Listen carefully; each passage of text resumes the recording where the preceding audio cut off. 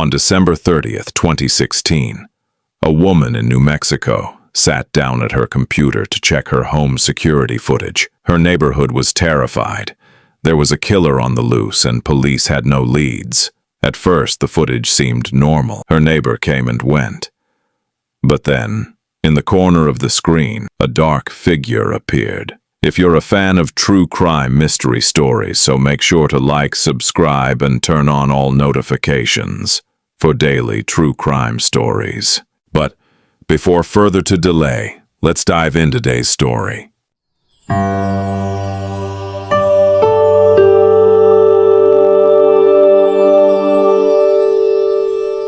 It was the evening of December 28th, 2016. 54-year-old Don Fluitt drove into Albuquerque, New Mexico, after a nearly 12-hour trip from California. Beside him, his 11-year-old daughter, Sienna, was asleep. Christmas had been bittersweet. A few weeks earlier, Don's sister Janice had died of breast cancer. Janice had been one of the few close family members he had left. His father and other sister were already dead, and his younger brother Dennis wasn't speaking to him after a fight the previous year. After Janice's death, Don arranged to take Sienna to visit his mother. They couldn't stay long. He had a big meeting coming up at his job helping the developmentally disabled. As Don drove through Albuquerque, he slammed on the brakes. Traffic had stopped abruptly ahead. Anger rose in him. But then he saw Sienna wake up. He took a deep breath, reminded himself it wasn't worth it, and focused on positive thoughts. He thought about Spaghetti Sunday, a tradition he shared with Sienna. After church, they'd make large batches of food to feed the homeless.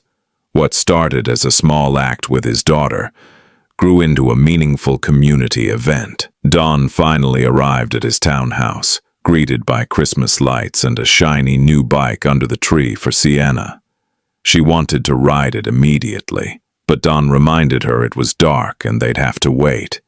He noticed something strange. His golden retriever, Buddy, was cowering in the bedroom. Buddy wasn't usually scared. Don assumed it was just separation anxiety. He filled Buddy's bowl and prepared to leave for his ex-wife Christine's house to drop off Sienna. After dropping Sienna off, Don returned home. Something seemed off. The trash can at the end of his driveway was overturned, and while closing the garage door, he could have sworn it started to roll back up on its own. He shook it off, thinking he was imagining things. Later, while unpacking, he noticed a small hole in the ceiling. Frustrated, he made a mental note to call his landlord again. All he wanted was a quiet night. The next morning, Don didn't show up for work. His co-worker, Valerie Torres, called him repeatedly. No answer. Concerned, she and another co-worker went to check his townhouse. The front door swung open. Inside, the house seemed normal, except when Valerie reached the garage. Behind the neighbor's SUV, a streak of dark red on the wall made her stomach drop. On the ground, Don Fluitt's body. Detective Matthew Kaplan arrived at the scene around noon. Don's throat had been cut. There were signs of blunt force trauma, and it looked like he had fought back. The blood on the walls suggested someone had tried to clean up. Luminol revealed traces in the kitchen and sink. Whoever did this knew what they were doing. Kaplan quickly ruled out a robbery. Nothing had been stolen. This was personal. Detective Kaplan now faced the question: who would want to kill Don Fluitt? His ex-wife had an alibi. His brother Dennis had a motive, but no proof. Even the landlord seemed suspicious. Then a neighbor called with something on her security camera that could change everything. Previously, we saw Don Fluitt, a devoted father and community volunteer, brutally murdered in his Albuquerque garage. Police had no leads until a neighbor's security camera caught something unusual. The video showed a hooded figure lurking near Don's garage at 7:41 p.m., just minutes after he left with his daughter. The figure tipped over the trash can and then disappeared into the shadows.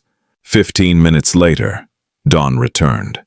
The footage captured flashes of light from the garage. Likely the door sensor being tripped. The killer was inside, waiting. Detective Kaplan realized the killer must have known Don's routine. They knew he would leave for his daughter's house and then return alone. They also knew he would fix the overturned trash can. Kaplan interviewed everyone. Co-workers, family members, even Don's ex-wife Christine and her new husband Terry White. Christine had an alibi. Terry claimed he was at his sister's house, until DNA evidence revealed the truth. Don's estranged brother, Dennis, had a history of anger and a criminal record. The landlord, Benny Ruiz, had been in the house after Don's death, raising suspicion, but evidence pointed elsewhere. Weeks into the investigation, a key forensic clue came from Don himself. DNA under his fingernails. It matched Terry White, his ex-wife's husband. Terry had lied about his whereabouts the night of the murder. He had planned the attack to remove Don from Sienna's life, attempting to take control of the family. On December 28th, Terry waited outside Don's house until the garage opened. Don left with Sienna. Terry tipped over the trash can and waited. Don returned, fixed the trash can, and walked inside. Terry attacked with a tire thumper, then punched Don repeatedly. Finally, Terry strangled Don and used a knife to ensure he was dead. He tried to clean the scene, but left behind the DNA that would convict him. On April 3, 2017, Terry White was arrested and charged with first-degree murder. Christine was also charged but later cleared due to lack of evidence.